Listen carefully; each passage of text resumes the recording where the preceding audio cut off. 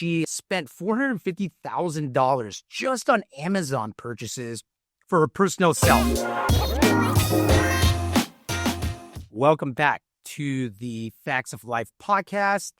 I will be your host, John Doan, and today is a big one. It is our episode number 10, and I'm going to spice this thing up. Did you know that most podcasters who begin never make it to episode number 10? It's not that easy. A lot of people run out of things to say or interesting things to say. The stats that I read from a marketing agency with like a 3 million podcaster test sample or whatnot said that only 47% of people who start podcasts actually make it to episode number 3.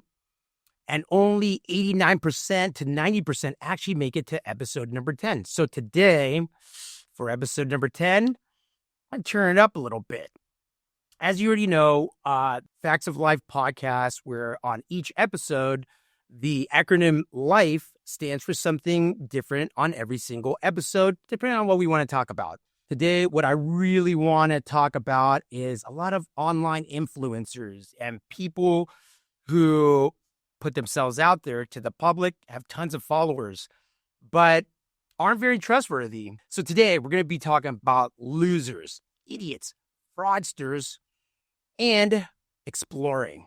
So let's get right into it. First up, losers. You know, that's a tough word to use. Most people like bullying and all that. I get it.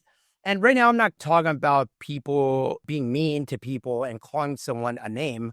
No, I'm actually talking about all the people that lost money to these fraudsters. One of the ones that I picked up or read about, these are all pretty recent. There was an article on a Bobbi Awad out of Las Vegas. She was a personal shopper for both Grant and Elena Cardone. They're famous, right? They're like, I think Grant manages like a $4 billion or $5 billion fund. And so, of course, if you're a billionaire, you need a personal shopper. Who would have thunk that Bobbi Awad here out of Las Vegas would have ended up stealing $2.3 million from them all through Amex shopping, all these things they did. She spent $450,000 just on Amazon purchases for her personal self. How crazy is that?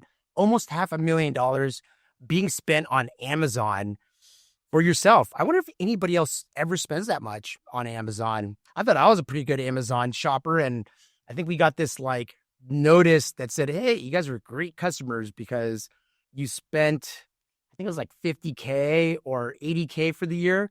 It was a one-time deal. We bought a lot of furniture and stuff for the office or podcasts or whatnot. So yeah, we bought a lot of stuff, but it's not like I do that every single month or year.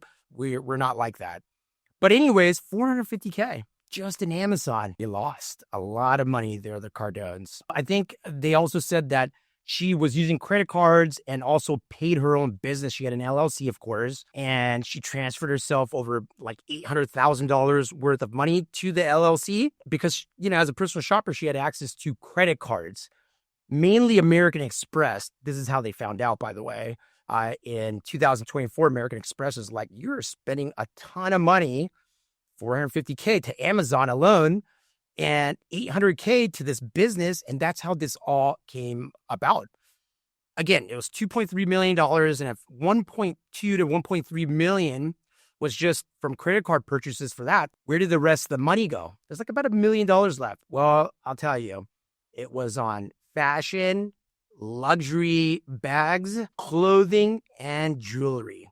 So I hate to say it, but these fraudsters definitely made the Cardones lose a ton of money. I feel so bad for them, but lesson learned, be careful who you trust with your credit cards. Next, the I in life today, we're going to talk about some idiots, right? You guys have probably all read about Theodore Miller, also known as Teddy Miller, or nickname the Wolf of West Virginia. This guy's 34 years old. He's from South Charleston, and he was accused of 2 different fraud schemes running side by side. So his online persona as an influencer, this guy's got like gold chains, 50K Rolex watches, crazy cars and properties.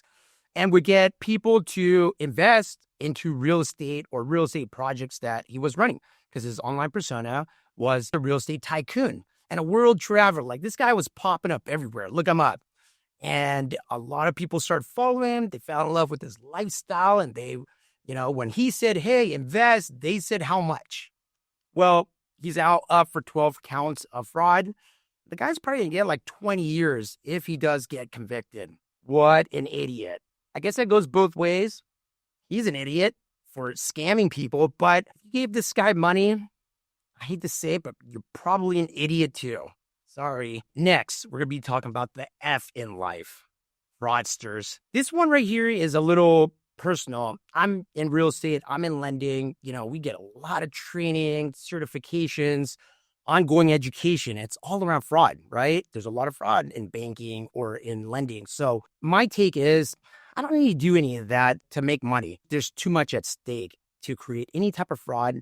And creative is one thing, right? Like learning the rules of how loans work and how lending works, and then being creative with factual data to make things work and to really understand or explain, if something works or not. But straight up being, a fraudster, creating fake documentation or fake assets and, all these other things, I am not down with that. I don't need to create fraud to make money. Neither should anybody else out there in the financial services world like I am. Because once that reputation sticks to you, you're done, right? No one's ever going to trust you again.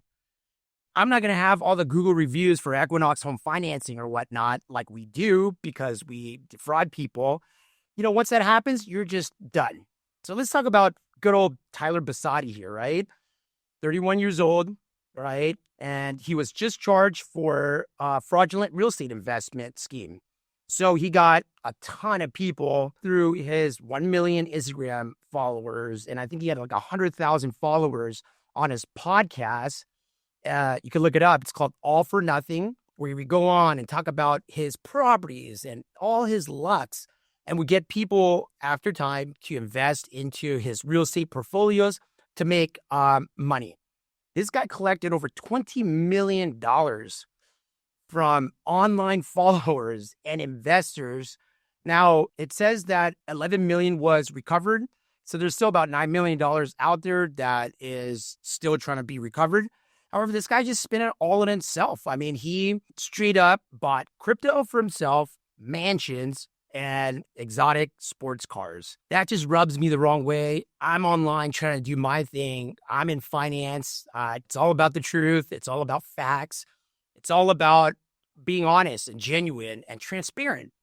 And here I am, episode number 10 of my podcast. I just thought it was really important for anybody who's watching out there to just understand that if people are up online and they're asking you for all this money, I hope you're doing your homework. We'll talk about that a little bit later. But how about Jay Mazini, 28 years old of New York? He was sentenced to 84 months of prison for fraud and money laundering. He, or his online persona, was this huge crypto, influencer, like mega crypto, successful entrepreneur who knew everything about crypto. And his scheme was really targeted. He was going after certain communities. And he totally got busted. It was a Ponzi scheme. And for those of you, I say Ponzi scheme, and a lot of people are like, what's that? A Ponzi scheme, if I could explain in really easy layman terms, is a scheme where you come up with a product, program, service, fund, whatever it is, right? Whatever you want to call it. And then you collect money for people to invest. When you have people invest, you got to give them a return. So let's say you collect $10 million and you promise them a 5% return. So you got to give them a monthly check for their investment so they feel good about it. And the only way to make that payment is to collect more money from new investors, and it just snowballs, right? So imagine you get money, then you got to pay out payments, and then you run out of money because you're blowing it all. So you have to get new investors, and you just keep on getting new investors to put in money just to pass out monthly payments. This is just an example, but monthly payments or proof that you're actually investing their money. That's a Ponzi scheme. And, Ponzi schemes, there's one fact. It's always going to run out. Like, it's going to run dry, right? Like, if you're robbing Peter to pay Paul, at some point, the well is going to run dry. It won't last. But people, I think it's like it's a sickness, ego, pride, whatever you want to call it. Like it's a challenge and they can't quit. I don't know. I guess that's all criminals who are big time in general, right? So gotta be careful. Watch out for that. That leads me to the E of our show today. I want to talk about exploration, investigating, whatever you want to call it, right? Okay, people, if you are someone who follows online influencers and you're watching people talk, number one, online influencers, in my opinion, are there for entertainment. If it's financial services or advice, that's what it is. It's advice, right? Maybe you sell a product. Okay, cool. A book, a product, a program. And we're not talking about, an astronomical amount of money. However, if you have somebody with that much online presence, right, you got to understand that there's a financial responsibility for influencers to actually perform, right?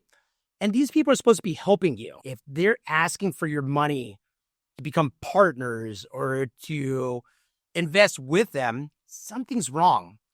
Why don't we look at this? All 4, 5 scenarios that I just talked about, whether it's Bobbi from Las Vegas, or the Wolf of West Virginia, or Tyler Bossetti.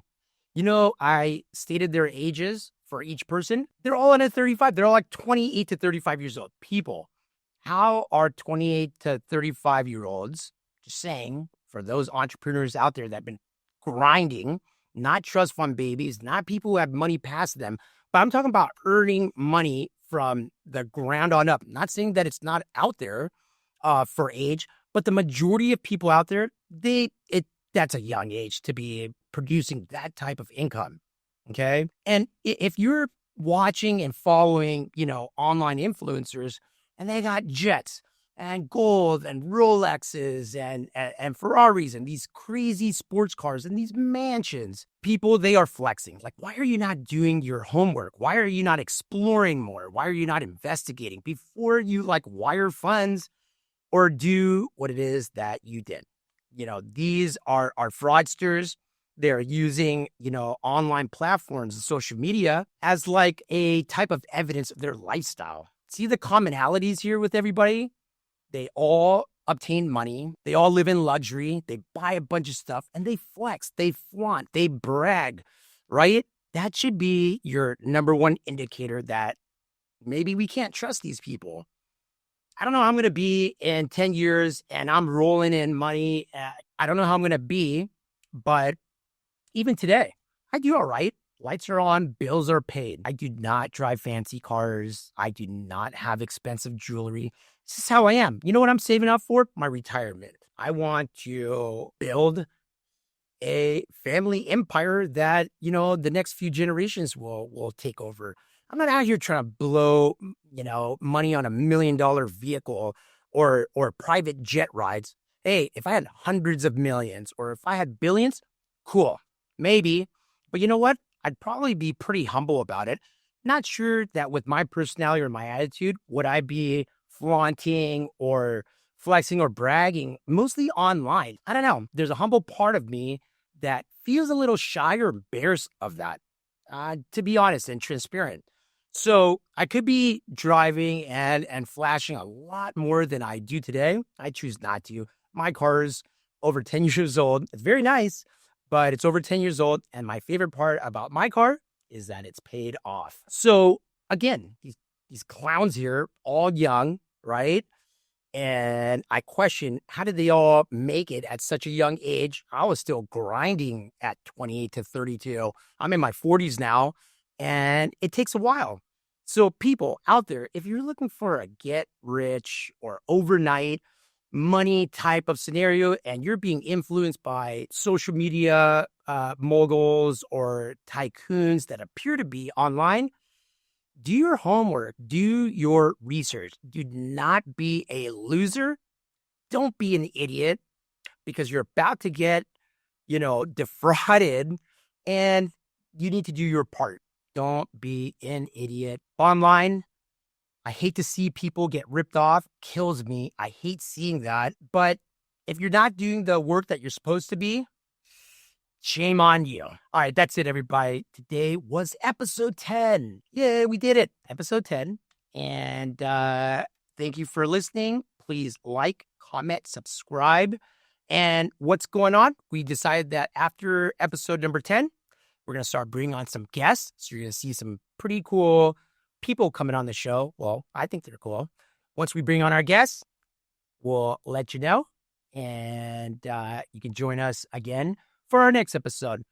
Thank you so much.